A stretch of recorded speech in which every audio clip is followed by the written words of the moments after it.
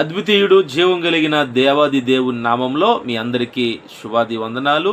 వీక్షిస్తున్నటువంటి నా సహోదరి సహోదరులందరికీ, అదేవిధంగా వీక్షిస్తున్నటువంటి ఇతరులకు కూడా త్వరలో రాబోతున్న మేఘారుడైన యేసుక్రీస్తు ప్రభువారి యొక్క మహిమ కలిగిన క్షేమాభివృద్ధి, ప్రభు స్వారూప్యము మీ అందరికీ మనందరికీ కలుగునుగాక. ఆమేన్. ప్రియ దేవుని బిడ్డలారా, దేవుడు నాకు అనుగ్రహించే చాలా అద్భుతమైనటువంటి టాపిక్, చాలా శ్రేష్టమైనటువంటి అంశము. మన జీవితాల్లో కర్త అనేటువంటి అంశంతో నేను మాట్లాడుతూ ఉన్నాను మీ దగ్గరికి వచ్చి. ఎటువంటి మనకి మేనేజ్మెంట్, ఎటువంటి లీడింగ్ అండర్లో మనము జీవిస్తూ ఉన్నాం. పరిశుద్ధ గ్రంథం అయితే సృష్టికర్త, రక్షణకర్త, ఆదరణకర్త అనే మాటలు మనం చూస్తున్నాం. చాలాసార్లు ఎక్కువగా రక్షణకర్త అనే మాట మనకి పరిశుద్ధ గ్రంథము చూపిస్తూ ఉన్నది. ఎవరు రక్షణకర్త? ఈరోజు మన జీవితంలో యేసుక్రీస్తు ప్రభువు ఆయన రక్షణకర్త, రక్షణ, saviour of the world. Anyone can by Jesus only can save. Yesu ప్రభు వారి వలన మాత్రమే రక్షించబడగలరు, ఇంకా వేరే ఆప్షన్ లేదండి. అయితే మనకి రక్షణకర్త సామ్స్ 119:24, కీర్తనలు 119వ కీర్తన 24వ చరణం చూస్తే, నీ శాసనములు నాకు సంతోషకరములు, అవి నాకు ఆలోచనకర్తలై ఉన్నవి. చూసారా, భక్తుడికేమో ఈ వాక్యం అనే శాసనాలు అతనికి సంతోషమే కాకుండా రెండవదిగా ఆయనకు ఆలోచనకర్తలై ఉన్నాయి. ఈరోజు ఎవరు నీకు ఆలోచన ఇస్తున్నారు? ఎవరు నీకు తలంపిస్తూ ఉన్నారు? ఎవరు ఎటువంటి ఐడియాస్ ఎవరి వల్ల నువ్వు పొందుకుంటూ ఉన్నావు?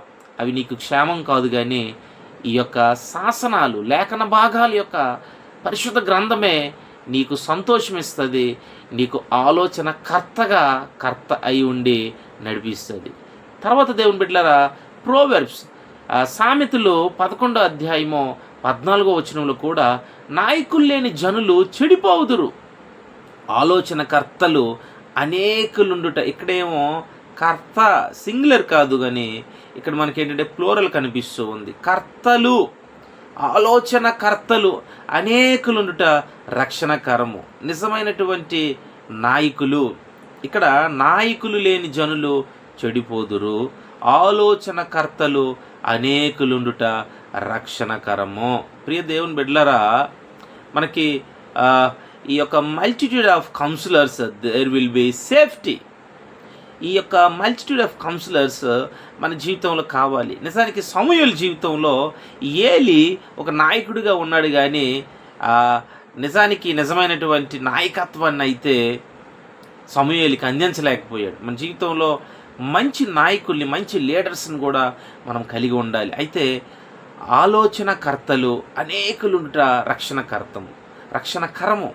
ప్రియ దేవుని సంగమా, మరి ఇంకా మనకి రోమాపత్రిక 15వ అధ్యాయము 13వ వచనంలో, రోమన్స్ చాప్టర్ 15:13 సేస్, కాగా మీరు పరిశుద్ధాత్మ శక్తి పొంది విస్తారముగా నిరీక్షణ గలవారగుటకు నిరీక్షణకర్తయగు దేవుడు విశ్వాసము ద్వారా సమస్తానందముతోనూ సమాధానముతోనూ మిమ్మును నింపునుగాక.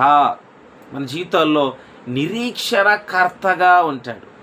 ఈ యొక్క హోప్లెస్ లైఫ్లో ఎప్పుడు కూడా మనం ఎవరిని చూసినా మనము హోప్లెస్, పవర్లెస్, మీనింగ్లెస్గా ఉండకుండానట్లు మనము హోప్ఫుల్, పవర్ఫుల్, మీనింగ్ఫుల్ అయినటువంటి దేవాది దేవుడు, మరి నిరీక్షణకర్తయగు దేవుడు యేసు ప్రభువు, ఆయన మనం విశ్వాసం ఉంచాలని ఆ యొక్క భయంకరమైనటువంటి రోమా ప్రభుత్వానికి, రోమా ప్రజలకు, రోమా ప్రాంతంలో ఉన్నటువంటి సంఘానికి పౌలు తెలియపరుస్తూ ఉన్నాడు. ప్రియ దేవుని బిడ్డలారా, మరి కర్తగా నీ జీవితంలో ఎవరుంటూ ఉన్నారు? నిజంగా దేవుడే నీకు కర్తగా ఉంటే, ఇక్కడ సామెతలు 13వ అధ్యాయం 22వ వచనంలో కూడా, మంచివాడు తన పిల్లలను ఆస్తికర్తలనుగా చేయును. మంచివాడు తన పిల్లలను ఆస్తికర్తలుగా చేస్తాడటండి. తన పిల్లలను, సింగులర్ కాదు, జనరేషన్ టు జనరేషన్. ఎంత అద్భుతమైనటువంటి కృప చూడండి. ఈరోజు మన జీవితాల్లో ఆయనే ఎలా అనగా మనకు శిశువు పుట్టినో, మనకు కుమారుడు అనుగ్రహింపబడినో, ఆయన భుజం మీద రాజ్యభారం ఉండును. ఆశ్చర్యకరుడు, ఆలోచనకర్త, బలవంతుడైన దేవుడు, నిత్యుడుగు తండ్రి, సమాధానాధిపతి అని అతనికి పేరు పెట్టబడును. ఇక్కడ సమాధానకర్తయగు అని మాట, తర్వాత ఆలోచనకర్త. ఎన్ని బిరుదులు చూడండి, ఎన్ని అద్భుతమైనటువంటి పేర్లు మన దేవునికి ఉన్నాయి. ఆలోచనకర్త, సృష్టికర్త, రక్షణకర్త, ఆదరణకర్త. దేవుని బిడ్డలారా, ఆయన మన జీవితంలో ఇంకా నిరీక్షణకర్త. ఇవి మన జీవితంలో కావాలి, ఉండాలి. కాబట్టి నీ జీవితంలో కర్తగా యేసు ప్రభువుని చేర్చుకో. నా జీవితంలో ఎంతోమందిని చాలాసార్లు ఆ యొక్క బాహ్యమైనటువంటి టాలెంట్స్ని చూసి వారేమో కర్తలుగా ఉన్నారని కొన్నిసార్లు వెళ్ళేటప్పుడు చాలా లైఫ్ డ్యామేజ్. కానీ యేసు ప్రభువు, ఈ పరిశుద్ధమైనటువంటి గ్రంథంలో ఉన్నటువంటి ప్రభువు కర్తగా మన జీవితంలో నేను అప్పగించుకున్నాను, మీరు అప్పగించుకోండి. మీకు ప్రభు కర్తగా ఉన్నప్పుడు మీ జీవితం ఉన్నతమైనటువంటి స్థితికి దేవుడు తీసుకెళ్తాడు. అట్టి సృష్టికర్త, రక్షణకర్త, ఆదరణకర్త దేవాది దేవుడు మనందరికి తోడై ఉండి నడిపించబడుదుముగాక. ఆమేన్.